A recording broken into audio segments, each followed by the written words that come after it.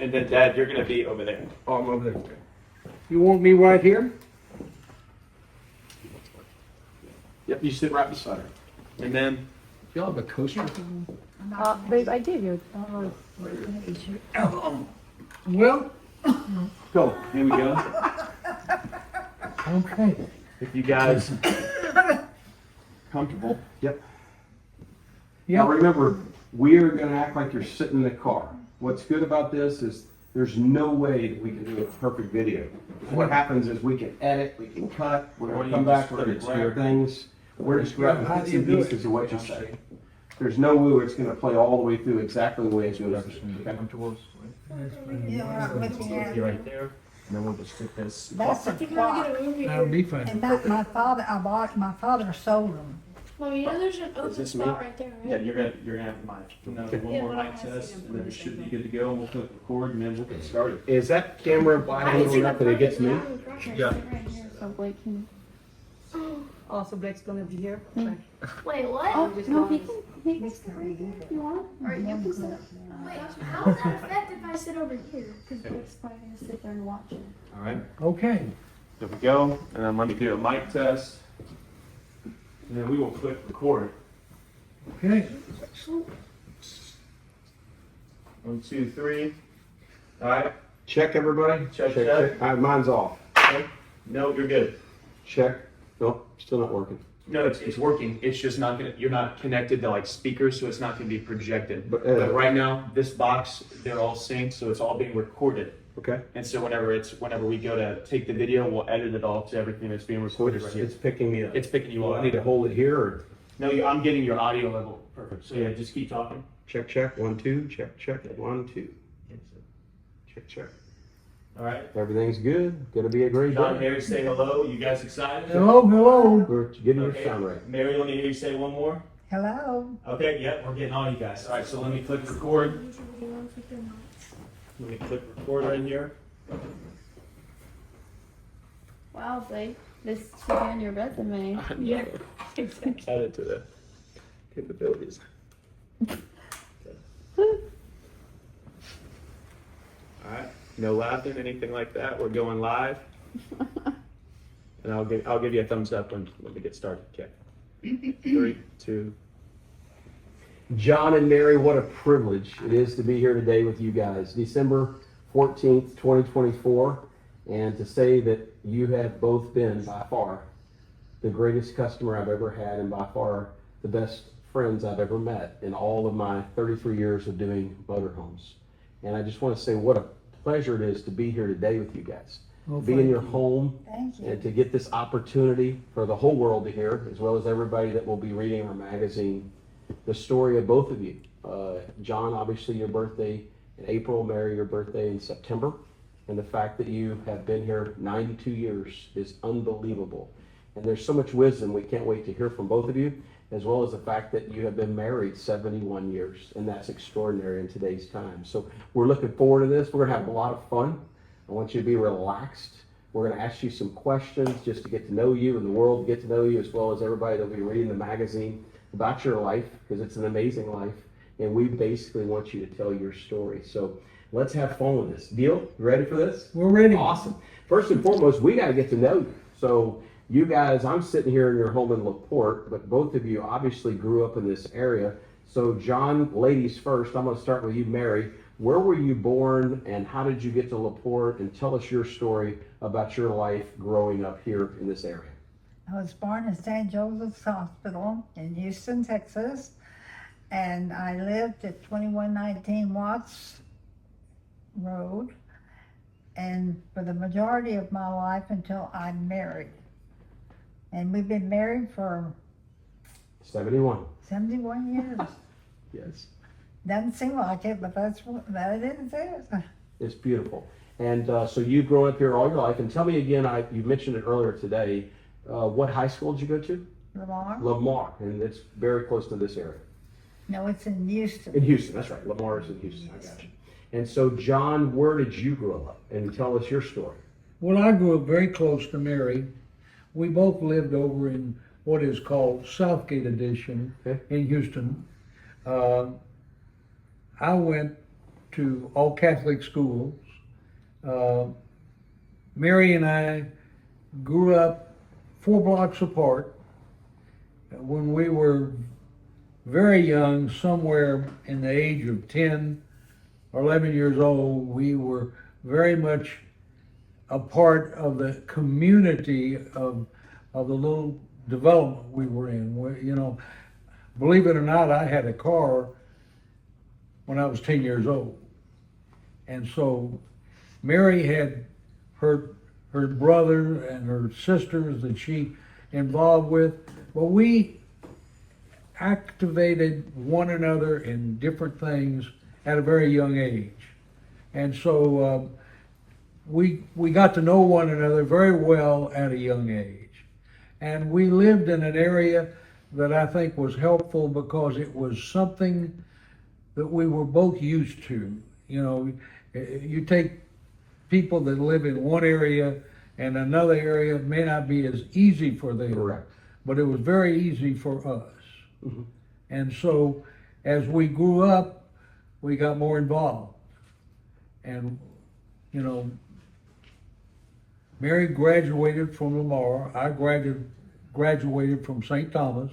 Beautiful. We were going together for at least 2 years before we elected to get married. During that period of time, I was Catholic, Mary was not, and so she chose to take catechism lessons from our pastor at St. Vincent de Paul Church, and as a result, for 6 months, she worked to become a Catholic. And then we got married on a Saturday morning at St. Vincent de Paul, just she and I. My parents were not very receptive to me getting married at the age I was. Sure. But that's irrelevant. My wife and I looked at one another and said, now is the time. We got married and we've loved every bit of it. And it's been a treat, and we've been very blessed to have reasonably good health. Amen. You know, there's the phrase, we've all heard it, do you believe in love at first sight? Yes. Right? I do. So obviously you have known each other, I know, since 3rd grade. Yes. But there was a spark, and then that spark led all the way from 3rd grade to junior high to high school. But Mary, let me ask you this question. When did you really know in your heart of hearts that John was going to be your man? He was going to be the love of your life for the rest of your life? Very soon after I knew him. You just knew? I just knew. John's fun. Yes. He's fun. He's a lot. He's a very happy person, and he loves to be together. You know, he loved my family, which is remarkable. Yes. And because I was the oldest of 5 children, and it was like day and night to be involved with five more people in his life. Yes. But anyway, we enjoyed it, and we enjoyed the company of John, and my mother and dad enjoyed John, and I was lucky. That's beautiful. They say that opposites attract. Obviously, you come from a very large family. John, obviously, being the only child, you know, it's incredible how y'all were able to unite together with this incredible love for each other. John, tell me about that experience for you. What was it like when you met him? It was a luxury. We were blessed that we had a very clean relationship. And when I say clean, you know, we loved one another, but we followed by the book. We didn't do things that we had regrets for later. We got married. We went through the proper process with a pastor of our church. And we, you know, the whole time we have no regrets of what we did. I guess that's the best way of saying it. It's beautiful. And then, I know you got married early. What age were both of you when you decided to start a family? Well, 22. 22. All right, so y'all got married, and not very long after that, you decided we were going to go ahead and have a beautiful family, and you had your first daughter, and that was Mary Ann, correct? Mary It- Margaret. Mary Margaret, No, it sorry. was No, Ann. Mary Ann, it was Ann. Ann. Yeah. Ann, Ann Ann. was our first. Ann was your daughter. first daughter, and then Mary Margaret came after. yes. Awesome. And John, it takes a lot, and believe me, I know. You know, I had a lot of responsibility because I got married early, but obviously you have got to figure out how am I going to provide for my family. So let's talk a little bit about that as we get into a lot more other things we're going to cover. But biggest thing is, what did you do? You got out of high school, and then what did you do? Because you said, hey, I want to get married early. I love this incredible woman, Mary, but also know I got to provide for my family. What was your career? Tell us about it. Well, it was kind of interesting. My father was into real estate. He had a lumber company, and he built houses. And at a young age, I started working in the lumber yard. I drove a lumber truck. I hauled trash. I took and unloaded box loads of sheetrock. My father was very good to me. When I was 17 years old, I told him I wanted to be a builder. And upon my graduation from high school, he gave me an opportunity to do one or two things. He said, I'll give you $10,000 for you to go in the building business, or I'll give you a brand new Cadillac, whichever would be your choice. And obviously my choice was to be in the building business, and I started building houses in that immediate area when I was 19. And it was a graduation. My family wanted me to get an education. I went to the University of Houston, but during all of the time I was in school, I was building and being active in construction. So it was a blessing that I was able to provide for my wife, but also to get the education. And when I went through school, at the time I was about the second or third year of college, we had the Korean War. And as a result, I chose to go into ROTC and to get an education and become an officer in the military in lieu of being drafted, that I probably would have done had I not. So as a result, I enjoyed that. My wife and I, shortly after that occurred, I was given a commission in the service, and I went to Fort Lee, Virginia for 6 months on active duty as a second lieutenant. Wow. And in lieu of then being in the service for another 2 or 3 years on a specific form of duty, I was allowed to do what is called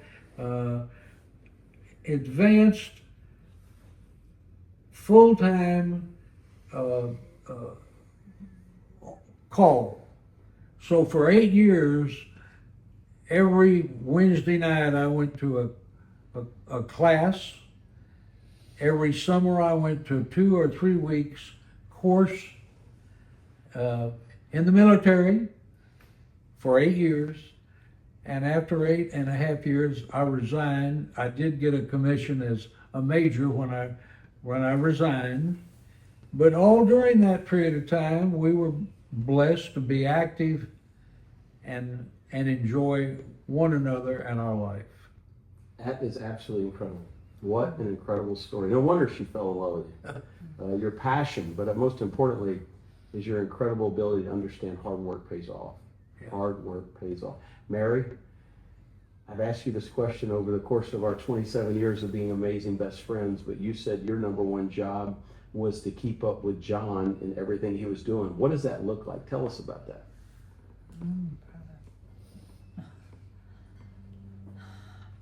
I'll have to give that some real thought. I haven't really thought about all those questions. That's okay.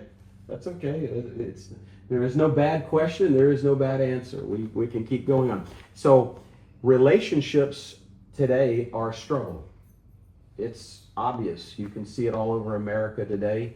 The average couple has a chance of being married is less than 7 years before they get a divorce. And now it used to be 50% chance you get a divorce if you got married, and they moved it now to 60, and it's climbing. Second marriage is at 75%. It's going to fail. You guys have been married 71 years. That is truly remarkable. So I know for all of us, and even the readers of the magazine, they're going to want to know, like, what is the secret that you feel like, and John will ask you the question next, but what is your secret to being able to stay in this relationship so long and being able to be married to him? Well, let me To say, listen, Okay? to listen. Listen. It's the most important thing I have in my relationship with John is to listen. well, and I want to say that very few people could do what Mary has done in our relationship. You know, we chose for me to be the breadwinner and she be the housewife. But to be the housewife she was is unbelievable. Correct. You can look at this home today. She did all the decorations in it. She made all the decisions. I wanted to buy draperies. She said, oh no, we're not going to buy draperies. We're going to buy these shutters because they'll last and work a lot longer. All of the different things that she did as being the most wonderful wife and caring for us as a couple was so important. So anytime someone says, I'm the breadwinner, well, that's really not true. Correct. I was part of the breadwinner. She did just as much mentally and physically and financially for our marriage as I did. And that's one reason why we're here today. That's so beautiful. I think you said listening, but I think you had mentioned this to me before, is that you are not afraid to tell how you speak, how you feel, right? So that's You have beautiful. to communicate. It's called communication. So you guys are the best at that. I mean, you are not afraid to say, John, this is how I feel, and vice That's versa. right. So That's that's a right. big deal. I love that. All right, so let me ask you this. 71 years, there's got to be something that you would say, if I could say what would be one of the greatest memories we've ever had together as a couple, what would be one of the most things that just stand out?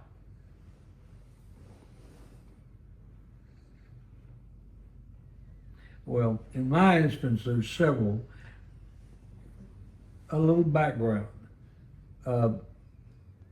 After I got out of school and I was active, we got interested in the water. So we joined the Houston Yacht Club at a very young age. And shortly after that, I chose to build house number 1 for my wife in a little development called Shore Acres. Well, Shore Acres is not anything to compare with where we grew up. Where we grew up was paved streets and well done. Yes. Well, Shore Acres was far from that. It was our home was 2 blocks from the Houston Yacht Club.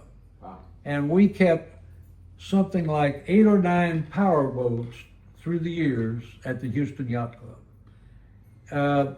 The Houston Yacht Club set forth an occupation. I bought 250 building sites in that general area and put in streets and water lines and sewer lines and built homes and apartments in that area. And I did okay. Well, my wife is going to tell you that was a mistake.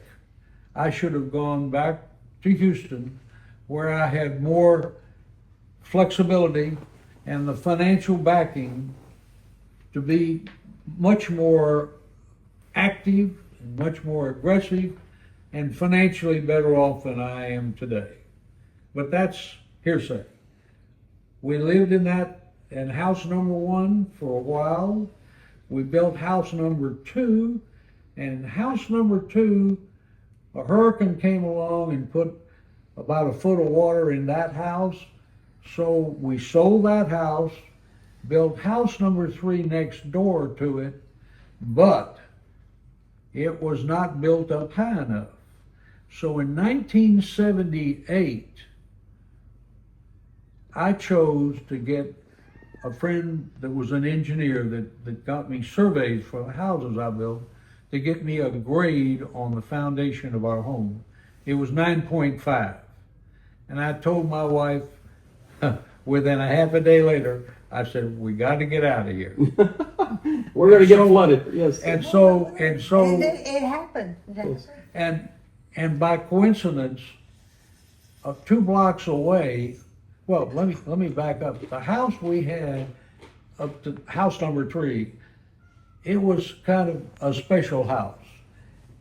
It was 300 feet plus of frontage.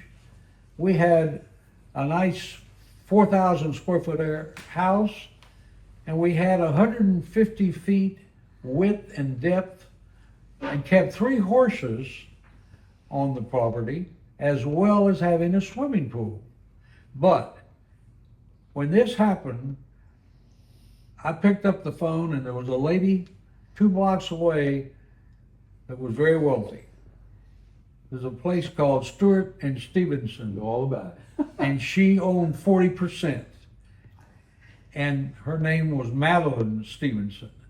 And I said, Madeline, we want to sell this house. She came over with a checkbook and wrote me a check Wow. in a day. One day. And 10 months later from that, we moved into this home you're in right now. Unbelievable. Yeah.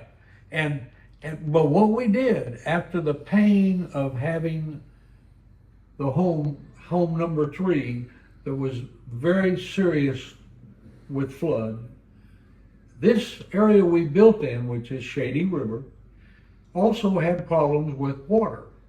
And so I got an architect and an engineer, and I created probably one of the very first true floodplain houses.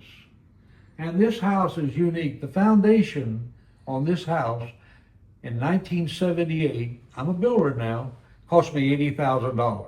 Wow. The house itself took me 10 months to build. And during that 10 months, we did things that are a little unique. Like I had an architect draw up all of the different plans of cabinetry, and those were built simultaneously with the time I was building the house. So we were able to move in 10 months after we sold the other house. And she did an incredible job in creating what we now see and live in. And we're very lucky. 100% agree. I've Yeah. been here, I don't know how many times, but it is remarkable, Mary, how your handprint is all over this house. Yes, it's it is. just unbelievable. So, Mary, what would you say? I know we're going to get into y'all's hobbies and all your fun stuff that you've done together, but being married, obviously 71 years, what stands out for you to say, you know, that was one of the greatest memories that I ever had with John over the 71 years? What would that be? Do you have any one that stands out? Not really, Not really? Okay. not really, because it's been incredibly fun. It's all fun. You guys have definitely, if somebody asked me to describe my 27 years knowing you, I could come up with all kinds of things I would say as an adjective to describe you. But I can honestly say John and Mary are the most fun people I've ever met. So you got married at a young age, but let me ask you this. You went to New Orleans, and you love New Orleans. And from what I understand, you went to Galatours. But what would be one of the greatest memories you remember about that day? You really want to know the truth? Yeah, I do. When we unpacked my luggage, because I never left home, and the guy asked us, "Are you here for the season?" Are you? I'll never forget it. I had so much luggage that I pulled, and it was all in the trunk of this car that we had, and he thought I was there for the season. You gonna live here? Well, our first day, Pretty bad. our first night was at the Roosevelt Hotel, and it took 4 bellhops to get us in to the room for the night. So that's kind of unusual. That explains it. And our first dinner, Mary, was at the Galatours restaurant on Bourbon Street. And we go there very often, as you and I know all Yes. about. So anyway, No, New Orleans is great, and I love the fact that you guys go there, and we'll talk a little bit about that in a minute about your motorhome experiences there. But all right, a couple other questions. I'm going to say check right here and stop for a second. How are we doing? Everything's Just good. stop recording. Stop recording. Awesome. Hey, everything sounds amazing. Like it sounds great. The one thing that I want to let It's an angle, right? the angle Yeah, looks yeah, great. everything's good. If we want to, I can. That was one thing that I was going to say. So we have 31 minutes left of film that we can get. Yeah. I want to move this a little bit. I think I want to try to move it right here. Okay. And so their sound is checking. No, everything is sounds. Yeah, Check. everything sounds incredible. Okay. Yeah, we just have to adjust it because it just depends on like how loud the volume is and whatnot. Yeah, but everything sounds good. Yeah.